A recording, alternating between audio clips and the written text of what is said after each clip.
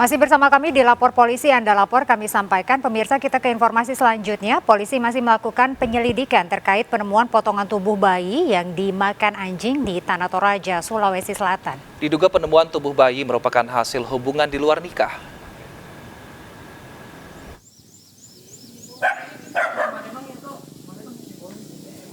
Penemuan potongan tubuh bayi laki-laki yang menggemparkan warga di Tanah Toraja bertahap masuk dalam penyelidikan. Reskrim Polres Tanah Toraja kini membentuk tim untuk menelusuri temuan potongan bayi yang dimakan anjing di permukiman warga di Kelurahan Rantai Kalua, Kecamatan Mangkedek, Tanah Toraja. Untuk saat ini kita telah membentuk tim untuk melakukan penyelidikan terkait adanya potongan manusia yang ditemukan di Rantai Kalua, Kecamatan Mangkedek, Kabupaten Tanah Toraja. Potongan tubuh yang ditemukan terdiri dari bagian perut hingga kaki yang masih terdapat tali pusar.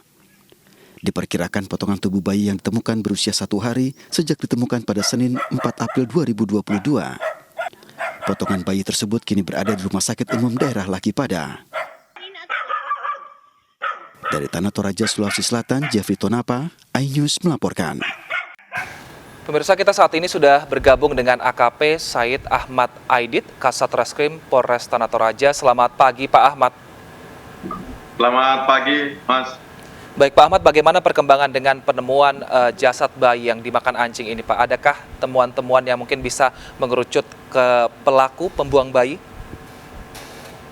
Jadi saat ini kami telah melakukan penyelidikan terkait adanya penemuan potongan bayi tersebut, dan saat ini kami telah memeriksa sejumlah saksi, termasuk saksi pertama yang menemukan dan melihat potongan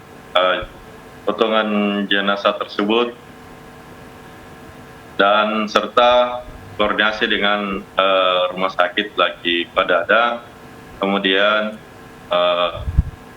saksi-saksi yang mengetahui kejadian itu. Ya, Pak Ahmad, ada berapa saksi ini Pak yang sudah dipanggil dan siapa saja saksi-saksi yang Anda panggil ini?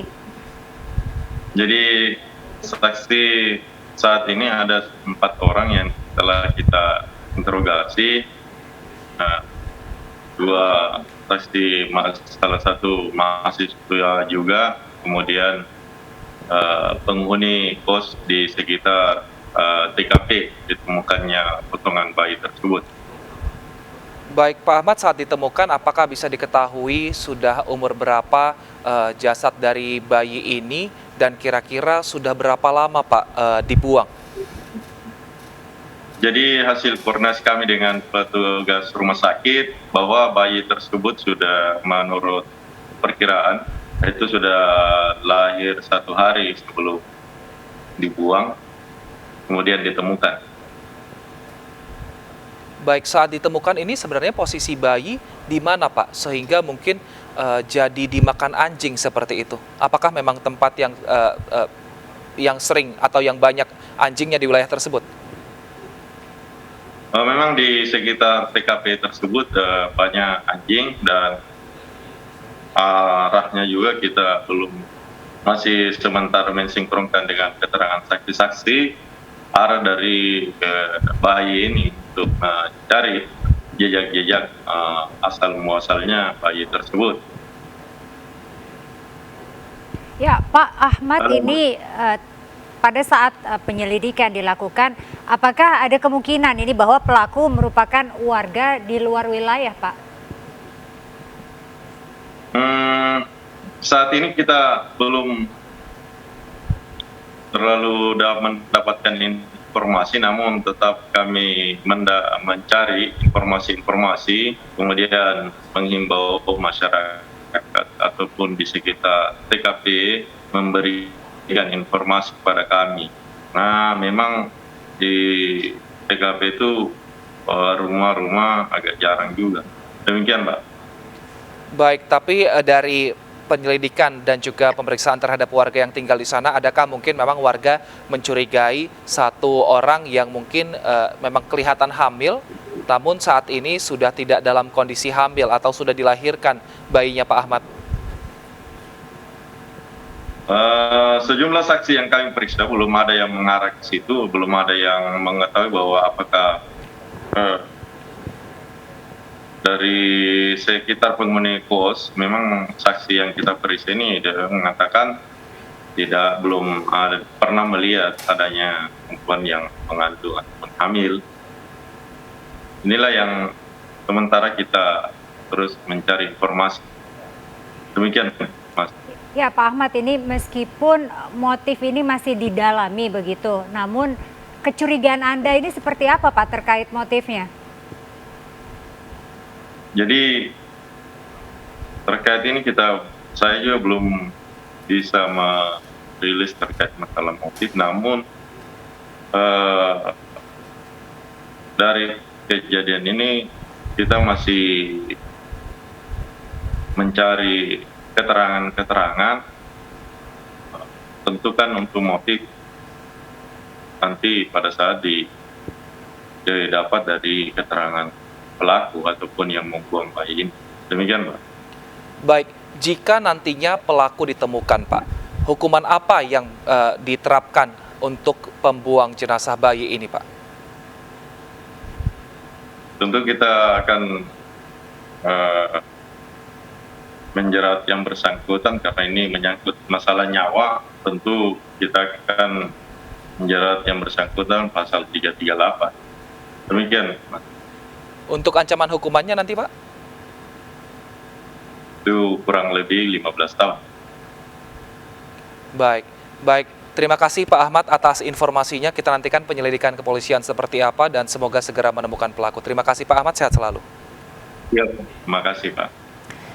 Ya baik pemirsa, kita akan ke informasi lainnya. Menteri Perindustrian Agus Gumiwang Kartasasmita mengakui bahwa program minyak goreng sawit curah dengan harga eceran tertinggi Rp14.000 ini masih belum sesuai dengan harapan. Betul sekali, karena itulah pihaknya menggandeng Polri membentuk Satgas Gabungan Pengawas dan Produksi dan Distribusi Minyak Goreng Curah.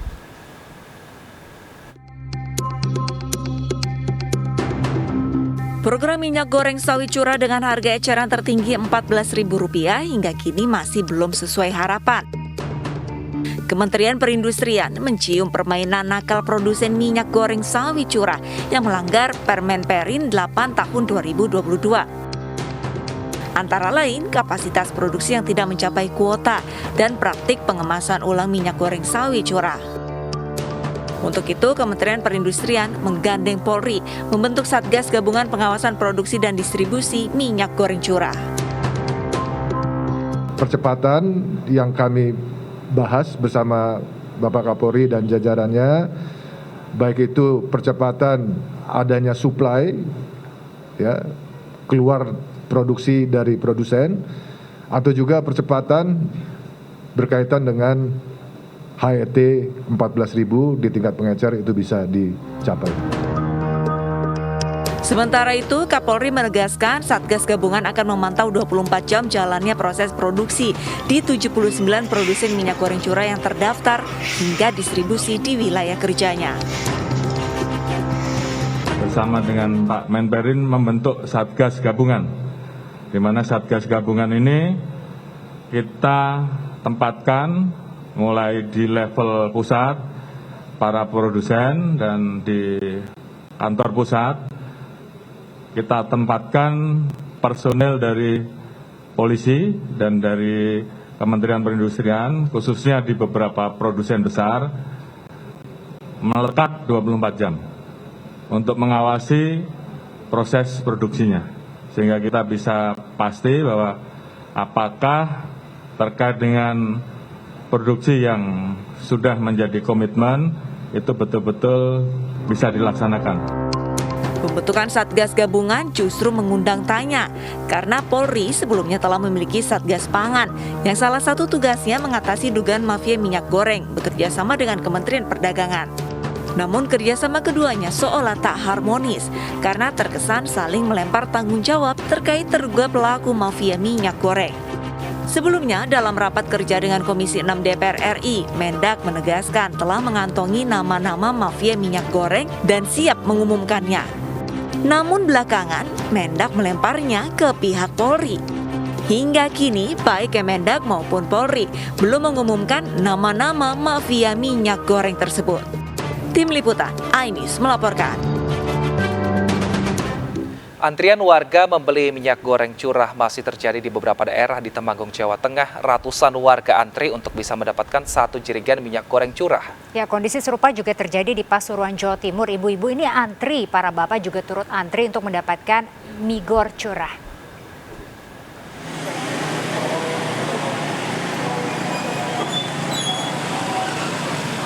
Selama berjam-jam, ratusan warga antre di agen minyak goreng curah toko sembako hasil baru di Jalan Pierre Tendean, Pasar Temanggung, Jawa Tengah.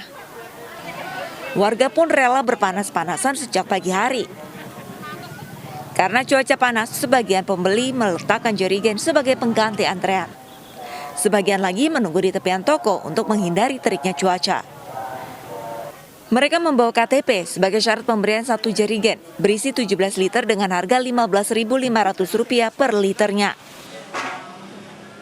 Jam 7 ya. Dapat berapa liter? Cuma satu black. Satu black.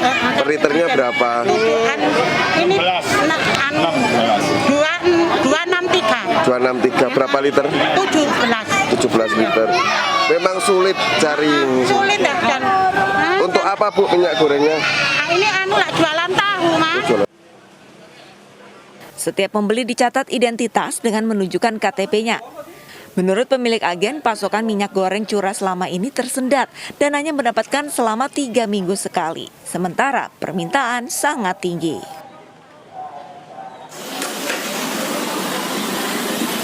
Di Pasuruan, Jawa Timur, demi mendapatkan minyak goreng curah dengan harga eceran tertinggi Rp14.000 per liter, selama berjam-jam, ibu-ibu hingga bapak-bapak antre di sebuah agen penjualan minyak goreng curah di Kelurahan Karanganyar, Kecamatan Panggung Rejo, Kota Pasuruan. Toko agen ini hanya menyediakan 800 liter yang hanya dijual bagi warga sekitar, dengan bukti warga harus menunjukkan KTP. Setiap warga juga hanya bisa membeli maksimal 5 liter saja. Dari Temanggung dan Pasuruan, Tim Liputan iNews melaporkan. Seorang bocah menjadi korban penyiksaan ayah tirinya. Warga yang mengetahui marah dan langsung menggerebek rumah pelaku. Informasi selengkapnya kami hadirkan usai jeda. Tetap di Lapor Polisi.